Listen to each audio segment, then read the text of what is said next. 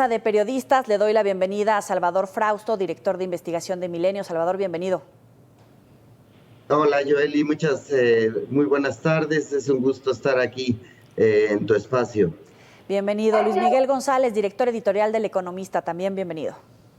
Muchas gracias, Joely. Un gusto estar con Salvador. Roberto, y contigo, por supuesto. Y con Roberto, no hay que hacer grupos, es el invitado estrella, sorpresa. Roberto Roch, director general del grupo La Silla Rota. Bienvenido, Roberto. Bienvenido también, buenas noches, pero no nada, somos colegas todos. Luis Miguel, Salvador, un abrazo. Bueno, nuestro primer tema en la mesa de periodistas es Ferresur. Se publicó en el Diario Oficial de la Federación un decreto que declara de utilidad pública de 3 tramos otorgados mediante el título de concesión a Ferrosur. El decreto ordena la ocupación temporal inmediata a favor de Ferrocarril del Istmo de Tehuantepec, que es una empresa paraestatal sectorizada a la Secretaría de Marina y que es integrante de la plataforma logística multimodal a cargo del corredor interoceánico del Istmo de Tehuantepec. En ese contexto, unos ven una acción sorpresiva por parte del Ejecutivo que podría convertirse, según los más catastrofistas, en el camino hacia una ola de expropiaciones y hasta hacen referencia a Hugo Chávez. Otros ven un Estado duro, pero en uso de su poder presidencial para hacer frente a uno de los empresarios más importantes de México, que es Germán Larrea. Luis Miguel, ¿qué significa el rescate administrativo? Creo que lo dices muy bien. Todavía nos falta información. Si es el principio de una ola de expropiaciones, tendremos que dar más tiempo para poner en perspectiva. Del otro lado, es algo que creo que hay que distinguir entre forma y fondo. De forma me parece que es una muy mala señal que la ocupación sea hecha con marinos, etcétera, básicamente con cierta rudeza. No se puede decir que es sorpresiva porque llevaban muchas semanas la negociación. Lo que ha trascendido en muchas versiones periodísticas es que el propio Germán Larrea era muy duro en la negociación, no cedía. Para ponerlo en claro, Coatzacoalcos es la parte más madura del proyecto del corredor transísmico o interoceánico. Si vemos dónde está el trazo desde Salina Cruz hasta Coatzacoalcos, el lugar más activo y en ese sentido, el primer lugar más valioso de ese corredor está en Coatzacoalcos. Parece que las negociaciones en algún momento eran, bueno, yo les puedo dar permiso de pasar, dicen que decía Germán Larrea, y la gente, el presidente decía, es que no puede ser el nivel de la discusión. El corredor es un proyecto prioritario y yo diría que nos falta más, pero no hay razón para estar tan alarmados, sobre todo considerando la forma en que negocia Germán Larrea. Salvador, así como Luis Miguel, hay varias personas que critican la forma, la rudeza, incluso el desaseo en el proceso legal. Hay algunos que advierten incluso que ahuyentó a posibles inversionistas, hasta cuestionan el Estado de Derecho, pero tú lo veías diferente, sobre todo anteponiendo los proyectos de infraestructura e inversión a largo plazo, muy ambiciosos todos ellos, Salvador. Sí, Joely, mira, coincido con Luis Miguel en el tema de que Larrea tuvo una posición muy dura en la mesa de negociaciones y ese asunto terminó crispando el estilo del presidente López Obrador y de sus funcionarios, que, bueno, pues más bien estaban tratando de orillar la discusión a bajarle el precio, por ejemplo, a algunos de los asuntos. Y por otra parte, lo que me parece relevante es que este pleito entre el presidente López Obrador y Larrea revela una idea que hay incubada dentro del presidente desde muchos años, pero que fue una de sus promesas de campaña, una de las promesas centrales, que era dividir, separar el poder político del poder económico. Y esta negociación lo que revela es que se llevó a tal grado la negociación que pues está pues prácticamente reventada en muchos sentidos, en dos negociaciones que hay, o dos relaciones que hay, digamos, del gobierno federal con el grupo que encabeza Larrea, que tiene que ver con el tren y que tiene que ver con el banco, la venta de Citibanamex. Y entonces el estilo de López Obrador no ha sido negociador frente a estos estilos de los empresarios. Yo en estos últimos 4 o 5 años conversando con algunos políticos de PRI o de PAN o algunos empresarios, lo que relatan es que hay mucha molestia, sobre todo entre los círculos empresariales, de cómo es el trato que le dan el gabinete y los funcionarios del presidente López Obrador, que estaban acostumbrados los empresarios y algunas personas de las élites en México a que les tomaran las llamadas de manera muy rápida, que les hicieran favores. Y ya ves el reclamo que hizo el propio López Obrador de que la REA no tomaba ni siquiera las llamadas, ¿no? Entonces estamos frente a un encontronazo que me parece que revela un estilo del presidente López Obrador de tratar de separar las esferas políticas y económicas y de menor laxitud desde la política frente a las negociaciones con los empresarios, Joel. Sí, coinciden Luis Miguel y Salvador en que una cosa es el fondo, la inversión, que no se ahuyente la inversión extranjera directa, que no haya un mensaje de debilidad de Estado de Derecho frente a potenciales inversores, y otra cosa es efectivamente la forma en la que se hizo, Roberto.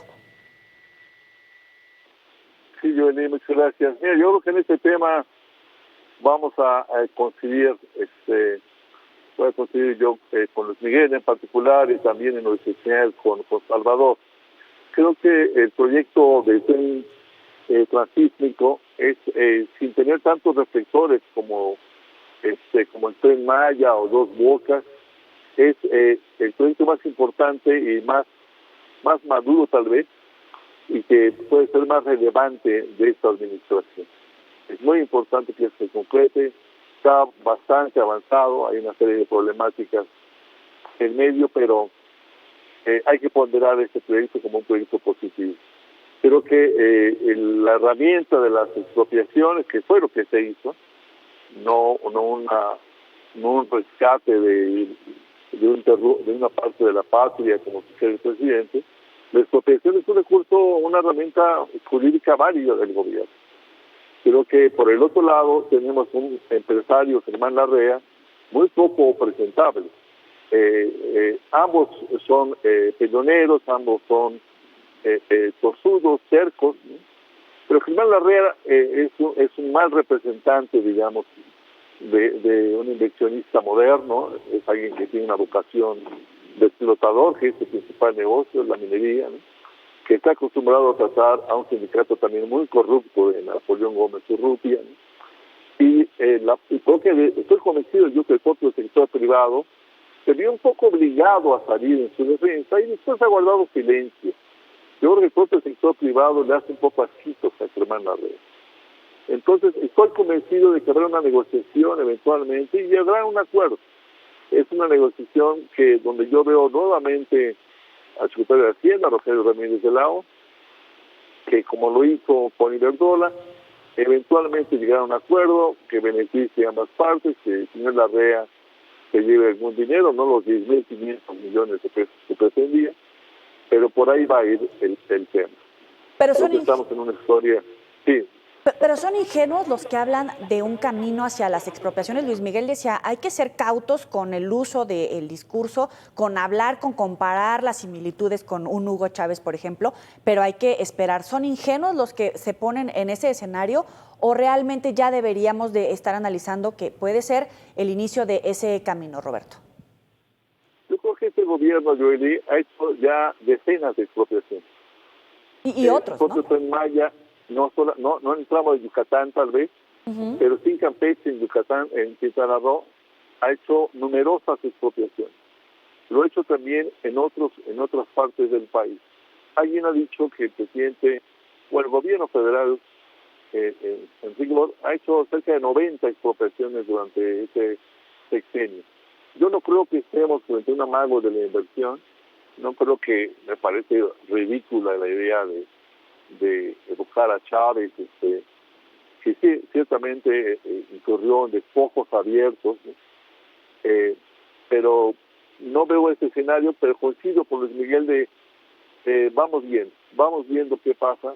En mi opinión, estamos frente a un gobierno, frente a un presidente, que como ha ocurrido históricamente en el país, aun con los presidentes más poderosos, el presidente a esta altura se empieza a perder control de las cosas, no poder. Y a veces el presidente que empieza a perder control, pasó con Echeverría, ha pasado con otros, con López Portillo, da manotazos de poder, ¿no? Yo creo que eso podría anticipar una serie de manotazos, pero habrá que verlo, a lo mejor no. ¿La radicalización en todo caso, Salvador? Bueno, lo que ahí veo es un discurso muy chabacano de la oposición, la verdad, en este asunto de asustar con Hugo Chávez y demás. Coincido con Roberto, pues es ridículo. El estilo del presidente López Obrador ciertamente es un estilo de izquierda que incomoda a los sectores más conservadores del país, y pues es anecdótico. Este discurso solo pega en un nivel de electorado muy pequeño. La oposición no ha podido rebasar el 30% de las simpatías, ni juntos PRI, PAN y PRD han logrado posicionar esos discursos. Entonces, pues es nada más para reafirmar esa idea y que haya entretenimiento en Twitter y en las redes sociales. Como dice Roberto, pues ha habido casi un centenar de expropiaciones y es válido hacer expropiaciones. Cualquier gobierno tiene ese derecho, y es un estilo, bueno, pues diferente al del PAN y al del PRI de los últimos años, y que pues si hay la utilidad pública para que se generen ciertos proyectos importantes en el país, pues bueno, pues es un derecho del presidente echarlos a andar para que no se detengan, digamos, una gran cantidad de obras. Recordemos la queja aquella de Fox a principios de los 2000, que no podía pasar sus reformas, sus leyes en el Congreso, y hizo esa campaña de quitémosle el freno al cambio. Los presidentes en la época de la alternancia, todos se han enfrentado a este problema o esta situación de la democracia, que es negociar y estar gobernando con puntos de vista encontrados en las aceras de enfrente. Les planteo la siguiente situación. Este estilo particular del presidente López Obrador, la confrontación, la polarización, ¿tiene repercusiones, sí o no? Evidentemente las vinculamos con Banamex. Luis Miguel, tú escribías, ¿qué quiso decir AMLO con sus comentarios acerca de Banamex y Germán Larrea? Después de lo que ha pasado esta semana y lo que viene, pues yo quisiera saber de qué tamaño son las repercusiones, incluso hasta en la imagen internacional que tiene México. Primero vamos a la pausa y volvemos con la mesa de periodistas.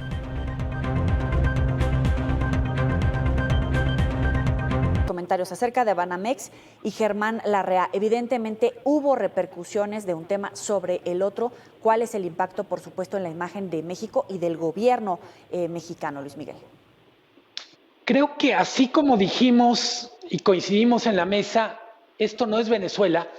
También hay que decir, tampoco es un país que esté haciendo todo lo que pueda hacer para generar más inversión privada.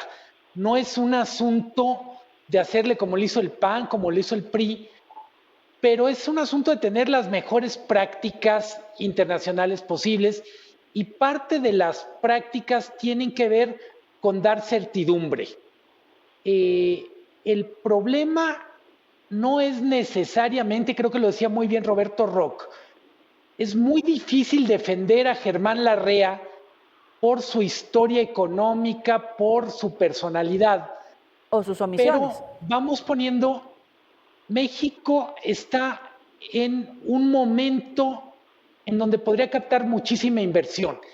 Y la verdad es que no está generando tanta inversión como se podía. Ojo, no solo estoy hablando de inversión privada, la inversión pública está en los niveles más bajos desde la crisis de Zedillo. ¿Qué creo que pasa con mucho de este estilo? Creo que el presidente, por momentos, pienso en la venta de Banamex, jugó el papel de la suegra, queriendo escoger el novio, queriendo escoger literalmente cómo se tenía que vestir, qué hacer. pongo un caso de las condiciones que ponía el presidente. Me parece normal que diga, bueno, que paguen impuestos, pues por supuesto, no debería ser ni siquiera una exigencia expresada por el presidente, son parte de la regla del juego. Pero decir, no Pero no puede haber estaban acostumbrados despidos. a eso, ¿no? Perdón, Sí, adelante. decirle a alguien, el que compre no puede despedir a nadie, lo pongo de manera realista. Trabajamos en empresas donde es una realidad todos los días que puede haber cambio tecnológico que obliga a sustituir personal, no puede de alguna manera, hablando del estilo presidencial, no puede tratar de meterse en una operación que en principio es entre particulares y que solo tiene que estar de parte del gobierno la vigilancia para que todo sea conforme a lo que la ley permite. Es muy claro el derecho en el sentido de los particulares pueden hacer todo a excepción de lo que la ley prohíbe, pero el gobierno solo puede hacer lo que explícitamente le está permitido. A mí en ese sentido me parece que estos días son una especie de fábula con muchas moralejas. Y hablando del estilo del presidente, no lo mencionamos con la forma jurídica en que hace la ocupación. Los abogados dicen, tiene un error fuerte.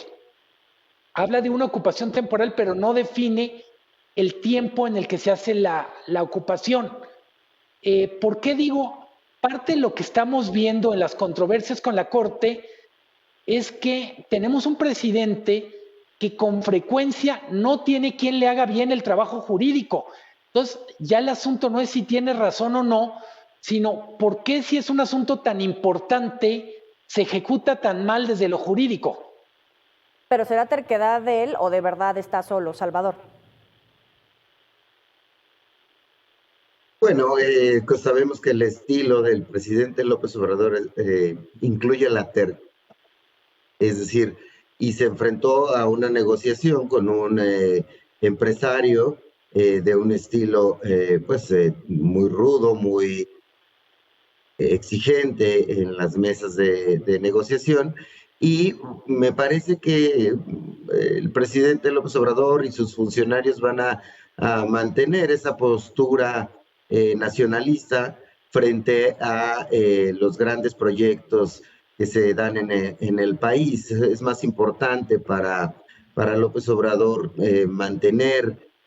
tratar incluso de mantener las reglas desde la perspectiva que él ve las cosas, que cumplir con alguna meta de mayor inversión, como menciona Luis Miguel. Me parece que es un asunto de estilo y que topó ya esto, y que lo que hizo es mostrarnos que si algún gran empresario quiere negociar con el presidente López Obrador, Sí. en lo que queda de su sexenio, pues tendrá que adaptarse un poco a su estilo, como le han hecho algunos otros magnates de nuestro país, Joely.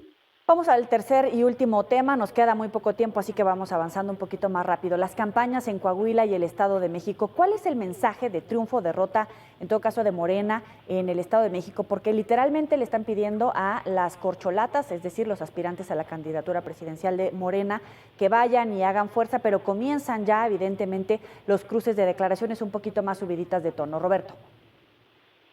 Mira, quisiera muy brevemente decir que estoy de acuerdo especialmente con Luis Miguel, en el sentido de que se está desperdiciando oportunidades de inversión. Muchos empresarios están imaginando regresar a decisiones en materia de inversión ahora que termine el gobierno. Es justo lo que está haciendo Citibanamex, que resistió la presión del gobierno del presidente López Obrador para que le vendiera el banco, por lo menos la mayoría de las acciones. En el caso de las elecciones, que ya están a la vuelta de la esquina virtualmente, creo que va a ser más importante lo que venga después que en sí misma las elecciones, no porque no sea importante, especialmente en el Estado de México. No creo que sea guión de una abrumadora mayoría por parte de Morena, va a estar más cerrado, pero en este momento no tendría yo definición por un ganador. Dices bien de que buena parte del gobierno federal, de la Ciudad de México, está volcado para apoyar la campaña de la mesa del PRI. No creo que sean los métodos más adecuados. Estamos frente a una elección al viejo estilo del PRI, con el PRI tenía 17 o más gobernadores. Por el otro lado, también estamos frente a un estilo muy rancio del PRI, tal vez en su peor momento en la historia, ¿no? Y que si ganara esta gobernatura llegaría a 100 años el Estado de México con un solo partido. Esto tampoco se antoja como algo muy democrático, que digamos. Veremos qué pasa, pero veremos especialmente qué pasa después de las definiciones de la candidatura presidencial, los miles de elecciones de distintos puestos que va a haber el próximo año, empezando con el Congreso, con 9 gubernaturas, con cientos de alcaldías, de congresos locales, etc. Estamos frente a un momento muy interesante. Pero sí se va a resolver por encuesta, Salvador, o va a ser a dedazo, o está entre Marcelo y Claudia, o es Claudia, o es otro escenario. No, me parece que el tema de las sociales van a arrancar ya en una nueva etapa, porque arrancaron en realidad hace prácticamente 2 años, pero después de la elección del Estado de México y de Coahuila, los partidos ya van a enfilar con todo hacia su definición de candidatos. Me parece que Morena va a seguir su tradición, que va a elegir al candidato presidencial por encuesta. El PAN ya anunció que también va a explorar esa posibilidad de elegirlo por unas encuestas, después de una serie de filtros, de llenar que consiga firmas, de que hagan debates, etcétera. Pero me detengo un momento en el caso del Estado de México y de Coahuila, porque acabo de llenar la quiniela de la oficina, Joely, y yo creo que va a ganar, que van a ganar 13, va a quedar 13-13, es decir, Delfina va a avanzar fuerte en el Estado de México, va a superar a Del Moral por más o menos un 13% de los votos. Ahí lo que podemos ver es que pues la dejaron sola, las figuras relevantes del partido, el gobernador del Mazo no hizo campaña, además de una serie de datos que muestran el declive y la ansiedad de cambio en el caso del PRI. Por ejemplo, publicamos hace unos días en Milenio este dato de mi colega Esteban David Rodríguez. En 1990 el PRI tenía el control del 100% de los municipios, y hoy es apenas un poquito, están gobernados el 40% por un priista. Claro que si le sumamos la ayuda que le ha dado el PAN y el PRD, suben el dominio de esa coalición. Entonces no me parece que haya un ánimo en el Estado de México como para refrendar un triunfo del PRI, y como llevan 94 años en el poder y ciertamente si ganaran llegarían al 100%. Y en el caso de Coahuila, rápidamente te digo que me parece que Manolo Jiménez va a ganar por más o menos poco más del 10% de los votos, y en ese caso pues se partió PAN, se partió la coalición gobernante, es decir, Morena va con un candidato, el PT va con otro candidato y el Partido Verde va con otro candidato. Así que me parece que ahí las cuentas están echadas y que pues no hubo incluso voluntad desde ciertos sectores del gobierno federal para realmente impulsar la campaña